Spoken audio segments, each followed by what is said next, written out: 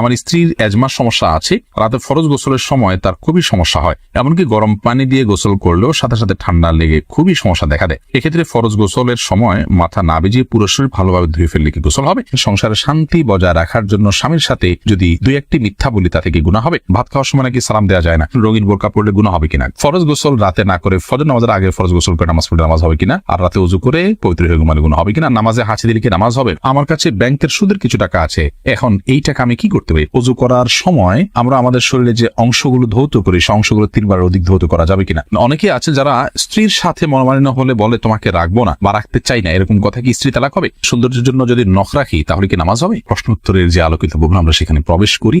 এমনি ইসহাক আপনি লিখেছেন, অনেকে আছে যারা স্ত্রীর সাথে মনোমালিন্য হলে বলে তোমাকে রাখবো না বা রাখতে চাই না, এরকম কথা কি স্ত্রী তালাক হবে? রাখতে চাই না কিংবা রাখবো না এই শব্দ বললে তালাক হবে না। তোমাকে আমি ছেড়ে দিলাম বা তুমি চলে যাও এই জাতীয় যদি বলা হয় তাহলে সেক্ষেত্রে সেটি তালাক হওয়ার মতো শব্দ। ফারজানা মিলি আপনি লিখেছেন, রঙিন বোরকা পড়লে গুনাহ হবে কিনা? কোনো অসুবিধা নেই যদি সেটা এত বেশি চাকচিক্যপূর্ণ না হয় যেটা অন্য দৃষ্টিকে বরং বেশি আকৃষ্ট করে, কম না হলে জায়েজ আছে। হোসেন আপনি লিখেছেন, আমরা যারা ব্যবসা করি তারা অনেক সময় একই জিনিস ভিন্ন ভিন্ন মানুষের কাছে ভিন্ন ভিন্ন দাম বিক্রি করে দিই, কোনো সমস্যা আছে কিনা? না, এটা একান্ত আপনার ব্যাপার। তবে কারোর প্রতি অবিচার যেন না হয়, প্রতারণা যেন না হয়, মিথ্যা যেন না হয় সেদিকে খেয়াল রাখতে হবে। শারমিন আক্তার লিখেছেন, আমি কিছুদিন আগে একটা গাড়িতে করে বাড়ি যাচ্ছিলাম, আমার কাছে খুচরা টাকা না থাকা আমি ওনাকে টাকা দিতে পারিনি, পরে ওনাকে অনেক খুঁজেছি কিন্তু পাইনি, আমাকে আমি কি করতে পারি? তার পক্ষ থেকে দান করে দিবেন ওটা। জাকিয়া খান নাসরিন আপনি লিখেছেন, আমার ছোট বাচ্চা ঘুমিয়ে থাকা অবস্থায় যখন আজান হয় তখন আমার মনে আসে যে আজান তাড়াতাড়ি শেষ হয়ে যাক, এমন কথা মনে আসলে কি আমার গুনাহ হবে? না, এরকম কোনো গুনাহ হবে না, কারণ আপনি আপনার শিশুর ঘুমের দিকে তাকিয়ে চাচ্ছেন যে আজানটা অল্প সময় যেন শেষ হয়ে যাবে। আপনি আজানের প্রতি করে বিদেশ থেকে তার বলছেন আমাদের নিয়ে বিদায়, এর কারণে আপনার ইমান চলে যাবে বা গুনাহ হবে, এরকম না বিষয়টা। খাদিজা রহমান আপনি লিখেছেন, বিয়ের দেনমোহর দিয়ে পরে বিপদের কথা বলে নিয়ে যাওয়া কি ইসলাম কি বলে? দেনমোহর দিয়ে বিপদের কথা বলে নিয়ে যাওয়া মানে বিপদ ছাড়া যদি আপনাকে প্রতারণা করে মিথ্যা কথা বলে নেওয়া হয় তাহলে এটা তো প্রতারণা, একটা হারাম কবিরা গুনাহ। আর যদি সত্যি তার বিপদ হয়ে থাকে এবং সেক্ষেত্রে সে আপনার কাছে চায়, তো শরীয়ত আপনাকে দিতে বাধ্য করেনি। যদি আপনি না দিলে সংসারে অশান্তি হবে এবং বোঝাপড়ার গরমিল হবে এবং সমস্যা তৈরি হবে, সেই জায়গা থেকে বাধ্য হয়ে আপনি দিয়েছেন, তাহলে সিন ক্রিয়েট করেছে তারা, আপনাকে একরকম পরিস্থিতির শিকার করে আপনার থেকে নিয়েছে, এরকম যদি হয় তাহলে সেটা অন্যায় কাজ তারা করেছে, এর জন্য তারা আল্লাহর কাছে জবাবদিহি করতে হবে, বান্দার হক নষ্ট করার কারণে তারা অপরাধী হবে, আপনার তো এখানে আর কোনো দায় থাকছে না। হোসাইন নিবির আপনি লিখেছেন, ভাত খাওয়ার সময় নাকি সালাম দেওয়া যায় না। না, এটা আমাদের সমাজের প্রচলিত প্রথা, সালাম দেওয়া যেতে পারে, এতে কোনো অসুবিধা নেই। আপনি যাকে সালাম দিচ্ছেন তিনি যদি খেতে বসেন এবং আপনার লোকমা মুখে নিচ্ছেন বা এমন টাইমে আপনি সালাম দেন তখন তিনি ক্ষতিগ্রস্ত হতে পারেন বা কষ্ট হতে পারে, এরকম সময় সালাম দিবেন না, আদারওয়াইজ খাওয়ার সময় সালাম দেওয়ার এতে কোনো অসুবিধা নেই। লাকি মীর আপনি লিখেছেন, মৃত্যুর পর হিসাব নিকাশের পর কি জান্নাতে বাবা মার সাথে দেখা হবে আর দুনিয়ার কোনো কথা মনে থাকবে? আলমুল গায়েবের বিষয় দুনিয়ার কোনো কথা, দুনিয়ার অনেক কিছু মনে থাকবে না, হাদিস থেকে বোঝা যায়, কিন্তু সবকিছু যে মনে থাকবে সেটা হাদিস থেকে বোঝা যায় না, আল্লাহ আলম। হিসাব নিকাশের পর বা আমার সাথে সাক্ষাৎ হতে পারে, বিশেষ করে উভয় যদি জান্নাতি হয় তাহলে তো অবশ্যই সাক্ষাৎ হবে। নাফিস কিবরি আপনি লিখেছেন, আমার কাছে ব্যাংকের সুদের কিছু টাকা আছে, এখন এই টাকা আমি কি করতে পারি? যদি সুদের টাকা চলে আসে তাহলে সেক্ষেত্রে আপনি এটা গরিব দুঃখীদেরকে দান করে দিবেন এবং সওয়াবের আশা করবেন না। এরপরের প্রশ্নটি করেছেন নওশিন আক্তার আপনি লিখেছেন, রাস্তায় কোনো টাকা পেলে কি করা উচিত? এই বিষয়ে আমাদের একটা ভিডিও আছে, স্বতন্ত্র শুনে নেবেন। যদি খুব অল্প স্বল্প হয়, সামান্য হয়, এটা আসলে কেউ খুঁজবে না, আপনি জবাবি হলে খেতে পারেন বা কোনো গরিবকে দান করে দিবেন। যদি উল্লেখযোগ্য হয়, যেটার মালিক এটাকে খুঁজে বেড়াবে মনে হয়, তাহলে এটা খুঁজে বেড়াতে হবে, বিভিন্নভাবে ঘোষণা দিতে হবে এবং দিতে দিতে দিতে দিতে যখন নিরুপায় হয়ে যাবেন এবং নিশ্চিত হবেন যে এটার মালিক আর পাওয়া যাচ্ছে না, তাহলে সেক্ষেত্রে কোনো গরিবকে আপনি দান করে দিবেন।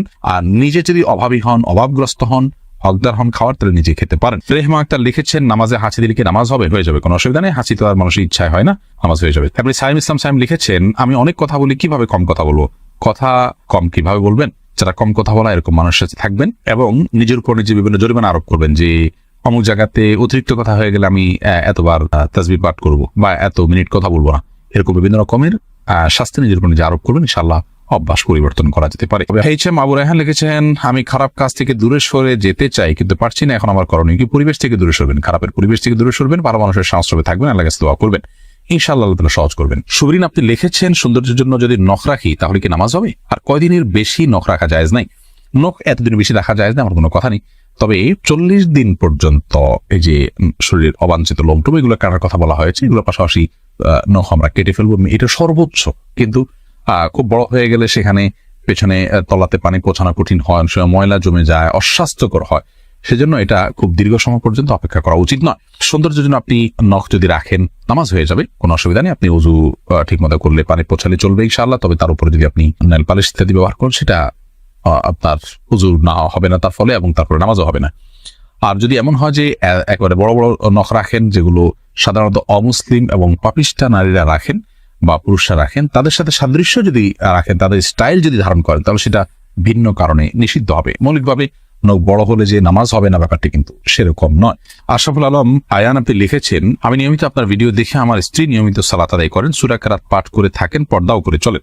কিন্তু আমার স্ত্রীর একটা অভ্যাস হলো তিনি নিয়মিত ইন্ডিয়ান সিরিয়ালগুলোর রোমান্টিক দৃশ্যগুলো দেখেন, এতে তার গুনাহ হবে কি? আল্লাহ রাব্বুল আলামিন আমাদেরকে নির্দেশ করেছেন, উদখুলু ফিস সিলমি কাফরা, তোমরা ইসলামে পরিপূর্ণভাবে দাখিল হও। আল্লাহ তাআলা আরো বলেছেন, ইয়া আইয়ুহাল্লাযীনা আমানু তাকুল্লাহা হাক্কা তুকাতিহি ওয়া লা তামুতুন্না ইল্লা ওয়া আনতুম মুসলিমুন, হে ঈমানদারগণ, তোমরা আল্লাহকে ভয় করো হক আদায় করে ভয় করার মতো, এবং মুসলিম না হয়ে আল্লাহর কাছে পরিপূর্ণ আত্মসমর্পণকারী না হয়ে তোমরা মৃত্যুবরণ করো না। সূরা আল ইমরানের 102 নম্বর আয়াত। এটি এই আয়াত দ্বারা বোঝা গেল যে আমাদের বোন তিনি সালাত আদায় করছেন, নিয়মিত ইসলামিক কন্টেন্ট গুলো দেখেন, ভালো কাজ করার চেষ্টা করেন, তিনি আলহামদুলিল্লাহ ইসলামে আছেন, ইসলাম মানার চেষ্টা করছেন, কিন্তু আল্লাহ তাআলা নির্দেশ করছেন আল্লাহকে পুরোপুরি ভয় করার জন্য, ইসলামে পরিপূর্ণ দাখিল হওয়ার জন্য। বিধায় সেটা আমাদের করা উচিত। নবী করিম সাল্লাল্লাহু আলাইহি ওয়াসাল্লাম বলেছেন, ইত্তাকিল মাহারিমা তাকুনু আবাদান নাস, তুমি হারাম কাজ থেকে বেঁচে থাকো, তুমি সবচেয়ে বড় ইবাদত গুজার হবে। ইতিবাচক ভালো কাজ যেমন জিকির, আজকার, তাসবিহ, তেলাওয়াত আমরা করছি, এগুলোর পাশাপাশি যখন আমরা হারাম কাজ থেকে বেঁচে থাকবো, তখনই আমরা প্রকৃত অর্থে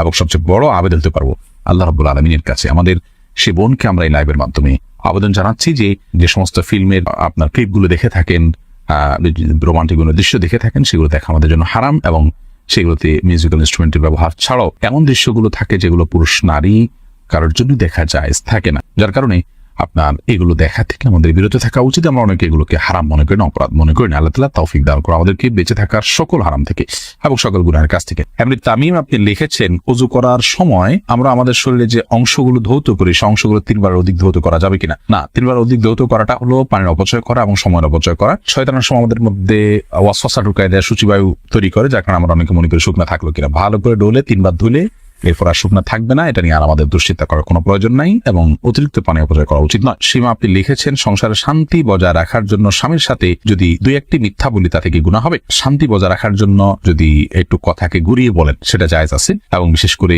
মনোমালিন্য দূর করার জন্য বা দুজনের মধ্যকার ঝগড়াঝাটি কমানোর জন্য যদি এরকম আপনার একটু ঘুরিয়ে বলা হয়, সেরকম কথা বলা জায়েজ আছে। মুক্তা আখতার লিখেছেন, ফরজ গোসল রাতে না করে ফজর নামাজের আগে ফরজ গোসল করে নামাজ পড়লে নামাজ হবে কিনা, আর রাতে ওযু করে পবিত্র হয়ে ঘুমালে গুনাহ হবে কিনা? না, কোনো গুনাহ হবে না, এরকম করা যেতে পারে, তবে ফজর নামাজের আগে গোসল করতে হবে। সামিউর রহমান আপনি লিখেছেন, আমার স্ত্রীর এজমার সমস্যা আছে, রাতে ফরজ গোসলের সময় তার খুবই সমস্যা হয়, এমনকি গরম পানি দিয়ে গোসল করলেও সাথে সাথে ঠান্ডা লেগে খুবই সমস্যা দেখা দেয়। এক্ষেত্রে ফরজ গোসলের সময় মাথা না ভিজিয়ে পুরো শরীর ভালোভাবে ধুয়ে ফেললে কি গোসল হবে?